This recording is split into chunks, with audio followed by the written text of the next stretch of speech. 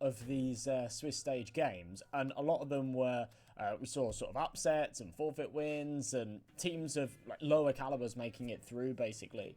And I did actually think that these opening playoffs rounds, when we seeded in the top teams, the invite teams, they'd be a little bit top heavy, they'd be a little bit one-sided, and somehow we're kicking things off with a match where that just isn't the case at all. Game Hunters are a very strong side with very strong players, and whilst they're up against the Titans that are Dusty Roots, I actually think we've got a pretty balanced game on our hands. And you know, I do want to sort of put some historical context to this as well. To be able to say that Dusty Roots are essentially Titans, right, within this space is a luxury you wouldn't have been able to have maybe like 6 months ago, 8 months ago.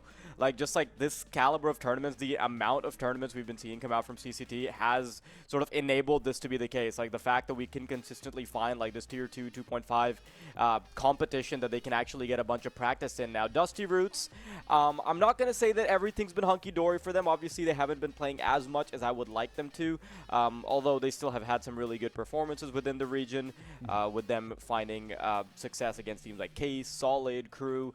But I do feel like that data is sort of like starting to become a little bit older, and with the current iteration of their roster, I am still waiting for them to continue to climb the ranks in CS. Unfortunately, they have had their fair share of issues. Speaking of issues, though, it's also not exactly cut and dry for Game Hunters coming into this game, not because of like their form or anything. I just think that the fact that they're going to have a stand-in today, it might certainly affect them a little bit.